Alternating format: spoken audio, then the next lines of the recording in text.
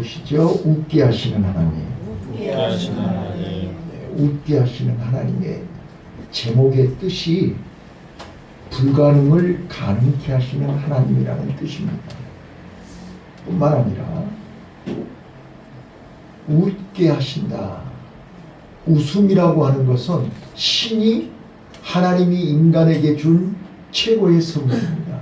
짐승은 웃지 않습니다. 짐승은 기쁘고 즐거우면 팔딱팔딱 뛰고 꼬리를 흔들지라도 웃지는 않습니다. 인간만이 웃을 수 있습니다. 그래서 여러분 잘 아시겠지만 사람이 웃을 때 뇌에서 엔돌핀이 나옵니다. 엔돌핀은 웃을 때만 나오는 호르몬입니다. 그래서 우리가 마음이 우울하고 답답하고 고통스러울 때 한바탕 웃고 나면 마음이 밝아집니다. 왜요? 엔돌핀이라고 하는 호르몬이 나오기 때문입니다. 자, 그런데 오늘 본문에 사라는 웃음을 잃어버렸습니다. 왜냐고요? 창세기 12장 2절에 하나님이 아브라함을 부르실 때 네가 내가 지시할 땅으로 가면 내가 시키는 대로 하면 너로 하여금 큰 민족을 이루겠다고 약속하셨습니다. 그래서 그때 당시 75세였는데 그때까지 애를 낳지 못했습니다. 불임이었습니다. 옛날이나 지금이나 불임은 고통입니다. 수치스럽습니다. 힘듭니다. 저는 보지 못했지만 불임 환자들이 시험관 얘기 낳기 위해서 시술하는데 얼마나 힘들고 어려운 거는 들어서 익히 합니다. 근데 또 1차에 성공하는 확률도 낮고 1차에 실패하면 2차, 2차에 실패하면 3차 얼마나 힘들고 어려운지. 그런데 사라에게 하나님이 말씀하셨습니다. 너로 하여금 큰 민족을 이루게 하리라. 그래서 기대를 가졌습니다. 아, 나도 하나님의 도우심으로 임신할 수 있고 자녀를 낳을 수 있겠구나 기대했습니다. 그리고 25년 동안을 몸부림쳤습니다. 그런데 노력한 만큼 수고한 만큼 발버둥친 만큼 대가는 오지 않았습니다. 그래서 사라는 기다리다 지쳐서 몸종 하갈을 통해서 아브라함이 더 늦기 전에 아브라함이 생산력이 사라지기 전에 자녀를 낳아보려고 하갈을 붙여줬습니다. 물론 하갈을 통해서 애는 낳습니다. 이스마엘을 낳습니다. 그러나 그건 언약의 백성이 아닙니다. 사라에게서 나온 자식이 아니란 말이에요. 그런데 몸종이 이스마엘을 낳고 나서부터 주인을 멸시하기 시작합니다. 무시하기 시작합니다. 함부로 하기 시작합니다. 그래서 집안에 분란이 일어났고 결국은 하갈을 쫓아내고 말았습니다. 자, 그러면서 세월은 다시 25년이 지났습니다. 18장이었습니다. 하나님이 다시 아브라함에게 찾아오셨습니다. 아브라함에게 찾아오셔서 아브라함아, 내년 이맘때 99세에 찾아온 것입니다. 내년 이맘때 내가 반드시 너에게 다시 돌아오리니 그때 사라에게 아들이 있으리라. 이게 18장 2절입니다. 그래서 잃어버렸던 웃음을 잃어버린 사라에게 다시 웃음을 되찾게 하셨습니다. 자, 그리고 하나님은 사라에게 잉태하게 하셨습니다. 그리고 그 아들 이름을 이삭이라 하나님이 이름을 지어주셨습니다. 그래서 이삭 그 말은 웃음이라는 뜻입니다. 하나님이 너를 웃게 하셨다 그 말이에요.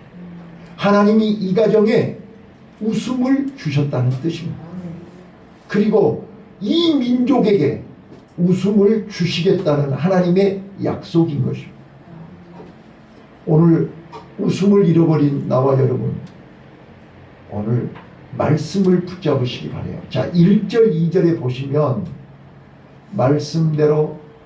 말씀대로가 몇 번 나오는가 한번 읽어보세요. 자, 오늘 본문 22장 21장, 자 21장 1절부터 한번 보겠습니다. 21장 1절 2절 같이 한번 읽어볼게요. 자, 시작. 여호와께서 그 말씀대로 사라를 공부하셨고 여호와께서 그 말씀대로 사라에게 행하셨으므로. 자, 1절에서 그 말씀대로가 두 번 나왔죠. 또 2절 보겠습니다. 2절 시작. 사라가 잉태하고 하나님의 말씀하신 기한에 미쳐 늙은 아브라함의 아들을 낳았다. 여기 하나님의 말씀이 세 번이나 나와요. 자, 오늘 웃음을 잃어버린 나와 여러분이요, 하나님의 말씀을 붙잡으시기를 바라요. 하나님의 말씀을 붙잡아야, 하나님의 언약을 붙잡아야 잃어버린 웃음을 회복할 수 있습니다. 하나님의 말씀은 능력입니다. 그래서 하나님의 말씀대로 하나님은 기한이 참에 사라에게 아들을 낳게 하셨습니다. 그래서 그 아들을 이삭이라, 하나님이 아들 이름을 이삭이라 하라. 그래서 하나님의 명대로, 하나님의 말씀대로 8일 만에 할례를 행하였고, 아들을 이제 6절 한번 같이 읽어보실게요. 자, 6절 시작. 사라가로되 하나님이 나로 웃게 하시니 듣는 자가 다 나와 함께 웃으리로다. 자, 저는 6절 말씀을 보면서 두 가지가 깨달아져요. 첫 번째는 하나님이 나로 하여금 웃게 하셨다. 하나님이 나로. 사람은 절대로 나를 웃게 하지 않아요. 자식들은 절대로 우리를 웃게 하지 않아요. 일시적으로 잠시 잠깐 몇 번, 그러나 우리를 웃게 하시는 이는 하나님입니다. 여러분, 웃음은 두 종류의 웃음이 있어요. 긍정적인 웃음이 있고 부정적인 웃음이 있어요. 부정적인 웃음은요, 헛웃음이에요. 비웃음이에요. 쓴웃음이에요. 허탈 웃음이에요. 여러분, 사람이 주는 웃음은요, 허탈 웃음이에요. 하나님이 주신 웃음은 진짜 웃음이에요. 나는 오늘 하나님이 주시는 진짜 웃음을 경험하시기를 바라요. 그래서 사라가 하나님이 나로 웃게 하셨다. 웃음을 잃어버리고 일생 동안 불임의 죄책감과 불임에 대한 고통에 사로잡혔던 사라가 드디어 아들을 낳았다니까요. 드디어 웃게 됐다니까요. 하나님이 웃게 하신 것입니다. 그래서 하나님이 나를 통해서 웃게 하심으로 듣는 자가 다 나와 함께 웃으리라. 여러분, 사라가 90살에 아들 낳았대. 듣기만 해도 웃기는 거예요. 자, 여러분, 옛날에 임금이요, 동화책에 나온 거예요. 임금이 공주가 절대로 안 웃는 거예요. 공주가 아무리 해도 웃지를 않는 거예요. 그래서 임금이 우리 공주 웃게 해주면 큰 상을 준다고 했어요.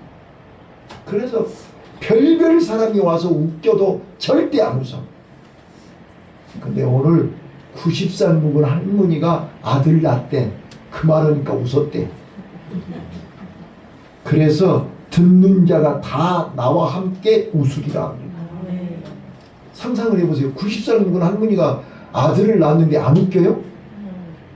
세상에 이런 일이 나온다니까. 네. 자, 그래서 사라가 드디어 웃었어요. 자, 90살 동안, 90년 동안 웃어본 일이 없는 사라가 오늘 드디어 웃었다니까요. 좀 웃었다고 여러분도 좀 축하 좀 해줘요. 그렇게 인상 쓰고 있으면 뭐해. 축하 좀 해줘요. 제가요, 만해 한용운 시인 아시죠? 만해 한용운 시인이요, 얼마 전에 누나가 죽었대요. 근데 그 한용운 시인이 언젠가라는 시가 있어요. 인터넷 검색해 보세요. 언젠가라는 제목 이름이에요. 시 제목 이름이 언젠가. 근데 그 시를 보니까 이런 글이 있어요. 언젠가 말 못할 때가 옵니다. 그러니 따뜻한 말을 많이 하세요. 언젠가 웃지 못할 때가 옵니다. 웃고 또 웃고 많이 웃으세요. 언젠가 사람이 그리울 때가 옵니다. 좋은 사람 많이 사귀고 만나세요. 언젠가 세상 끝자락에 서게 될 것입니다. 후회 없는 삶을 살다 가시고 후회 없는 삶을 살다 가시면 참 좋겠습니다. 이런 이제 쭉 더 있어요. 근데 내가 압축시켜서 이것만 얘기하는 거예요. 언젠가 우리가요, 웃을 수 없을 날이 와요. 지금 웃을 수 있을 때 많이 웃으세요. 걸을 수 있을 때 많이 다니세요. 먹을 수 있을 때 많이 잡숴. 다이어트 한다고 안 잡수고 병들지 말고. 자, 오늘 사라가 드디어 웃었습니다. 오늘 웃게 하신 하나님, 저는요 사라를 보면서 웃게 하신 하나님의 음성을 들어요. 자, 지금 사라는 낙심하고 절망하고 포기하고 죽지 못해 하루하루를 견디고 있는 사라의 모습, 웃음을 잃어버린 사라의 모습이 나와 여러분의 모습 아닙니까? 그런데 웃게 하신 하나님이 사라를 찾아왔다니까요.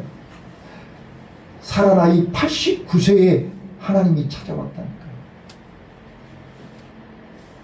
실망하고 낙심하고 좌절하고 있는데 하나님이 찾아와서 사라야, 내년 이맘때 내가 다시 너에게 와서 아들을 낳게 하리라. 자, 그 말 속에 어떤 뜻이 포함되어 있는 거예요? 오늘 이 시간에 이 예배를 듣고 있는 나와 여러분에게 살아계신 하나님이 어떻게 말씀하시는 거예요? 사라야, 따라서 해봐요. 네 인생은 끝나지 않았다. 윤일근 집사님, 인생 끝나지 않았어요. 네. 아멘? 아멘. 네, 끝나지 않았어요. 사라를 향해서 하나님은 사라야, 네 인생 끝나지 않았어. 네 인생을 포기하지 마. 아직도 할 일이 있어. 다시 한 번만 또 따라서 해보실래요?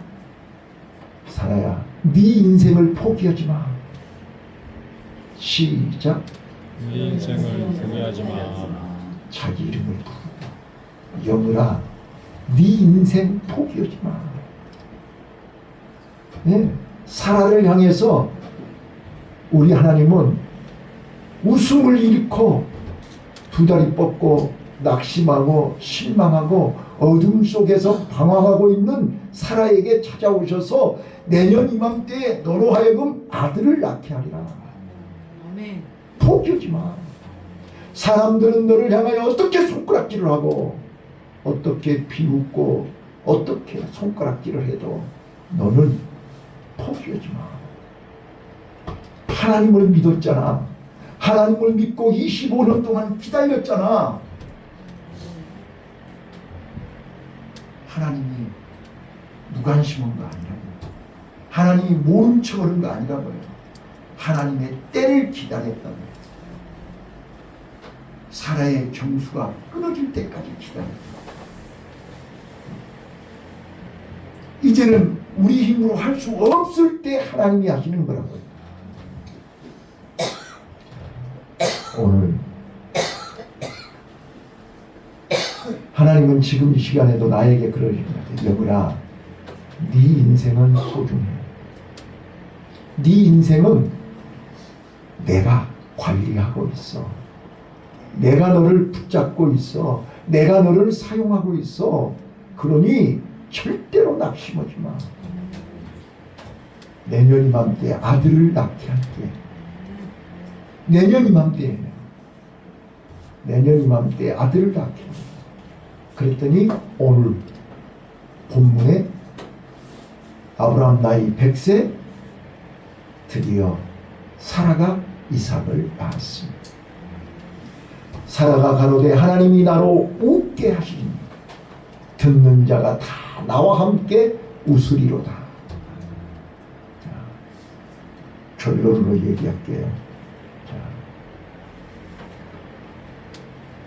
사라가 자식들을 젖먹이겠다고 누가 아브라함에게 말하였으리요마는 아브라함 노경에 내가 아들을 낳았도다 하리라. 이런 고백, 이런 간증이 나와 여러분의 간증이 되시기를 예수님 이름으로 축원합니다. 웃음을 잃어버린 사라에게 웃음을 다시 회복했고 웃음이 다시 찾은 사라는 이제 웃게 하시는 하나님을 만났습니다. 오늘 우리 하나님 만나시기를 바라요. 저는 오늘 새벽에 에스더서 6장을 강의했습니다. 에스더서 6장은 기가 막힌 타이밍에 역전시키시는 하나님을 오늘 새벽에 소개했습니다. 하만은 50규빗 23m 장대를 만들어 놓고 자기에게 절하지 않는 모르드게를 장대에 매달리기 위해서 사형을 하기 위해서 왕에게 새벽에 찾아왔습니다. 근데 밤새 잠을 못 자고 안절부절하던 그 아하수에로 왕이 내시에게 궁중일기를 읽게 했고 숨은 모르드게의 공로를 찾아냈고 모르드게를 어떻게 포상할까 하만하고 의논했는데 하만은 착각하고 자기를 포상하는 줄 알고 왕의 왕복을 입히시고 왕이 쓰시는 왕관을 쓰게 하시고 왕이 타는 마차를 태워서 온 성을 한 바퀴 돌게 하소서. 그러면 저 유다인 모르드게를 네가 그렇게 해라.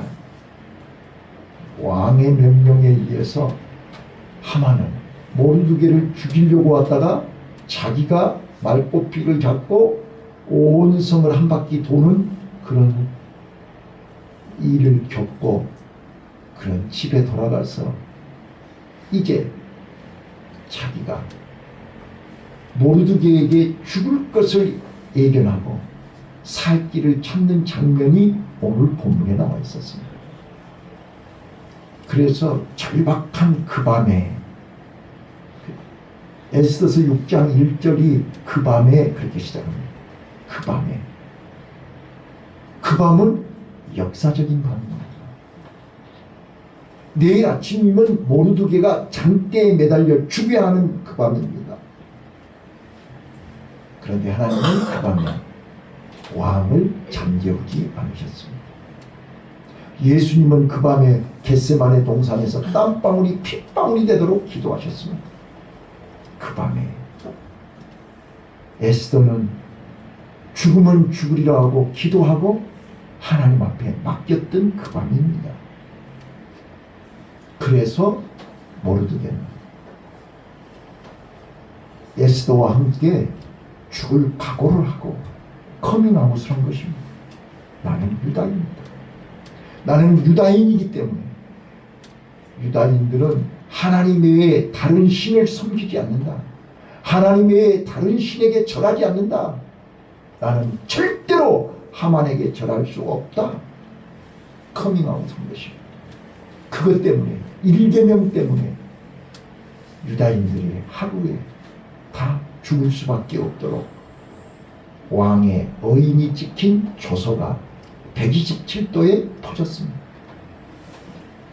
사형 선고를 받은 모르드게, 사형 선고 앞에서 에스더는 죽을 각오를 하고 하나님께 맡겼습니다. 절망 가운데 빠져 있는 그들에게 하나님은 웃게 하셨습니다. 웃게 하신 장면이 뭐예요? 에스더가 왕을 위해서 잔치를 베풀었다는 거예요. 여러분 상상해 보세요. 아니 내일 모레 죽어야 할 사람들이 뭐가 좋아서 잔치를 준비하겠어요? 뭐가 좋다고 파티를 준비하겠어요? 그런데 에스더는 하나님이 함께 하심을 믿었습니다. 하나님을 기쁘시게 하면 하나님이 절망 가운데서 역전시키실 것을 믿었습니다. 이게 신앙 고백입니다. 오늘 우리는 웃음을 잃어버린 사라가 웃음을 회복할 수 있었던 것은 여기 오늘 화면을 보세요. 첫 번째, 말씀과 언약을 붙잡았습니다. 말씀대로 하나님은 웃게 하셨습니다. 말씀대로 하나님은 아들을 낳게 하셨습니다. 말씀대로 정한 시간에 기한이 되니 하나님은 아들을 낳게 하셨습니다. 오늘 우리는 하나님의 시간표를 보셔야 됩니다. 그래서 믿음으로 끝까지 기다려야 됩니다. 우리는 그걸 기다리지 못하고 중간에 포기하고 중간에 엎어버리고 중간에 넘어지고 중간에,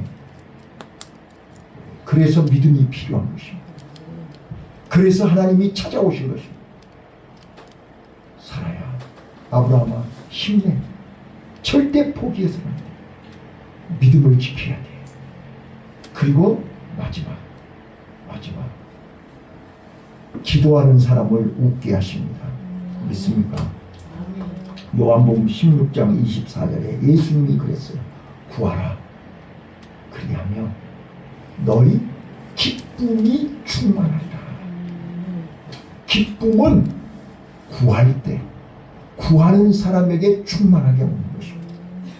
여러분이 너무나 잘 아시는 거지만 시편 126편 5절, 눈물로 씨를 뿌리러 나가는 자는 기쁨으로 단을 거두리라.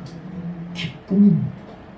눈물로 씨를 뿌렸지만 돌아올 때는 기쁨으로 단을 거둔다.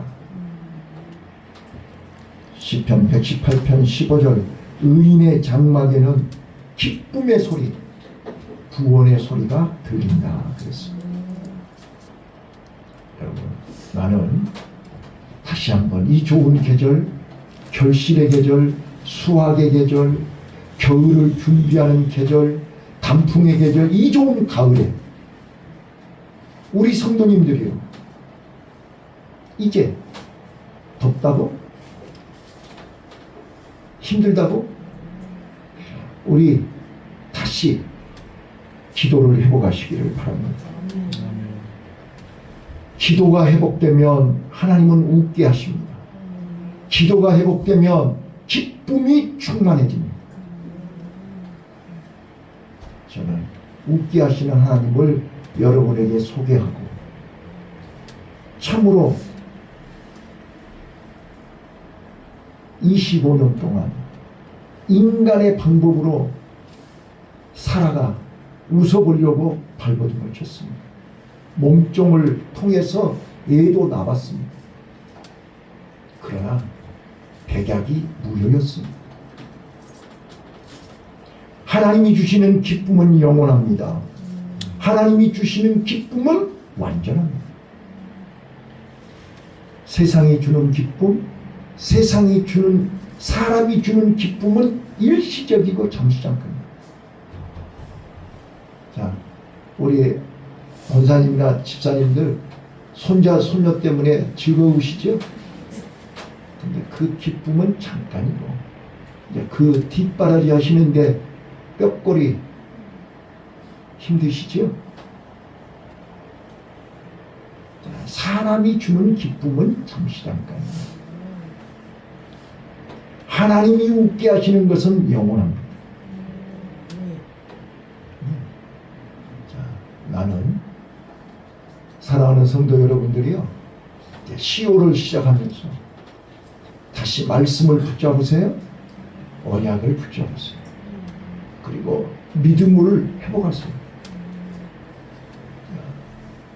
오후 예배에 이제 그리스도를 본받으라, 그 말을 또 다른 말로 바꾸면 예수로 옷 입어라, 그런 뜻입니다.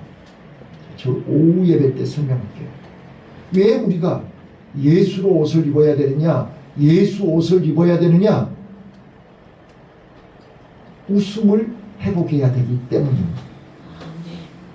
예수로 옷 입지 않으면 절대 하늘로부터 기쁨이 내려오지를 않습니다. 은혜를 받으려면 은혜를 받을 자리에 와야 됩니다. 은혜를 받을 준비가 되어 있어야 됩니다. 몸만 와서 앉아있다고 해서 은혜가 내려오는 거 아닙니다.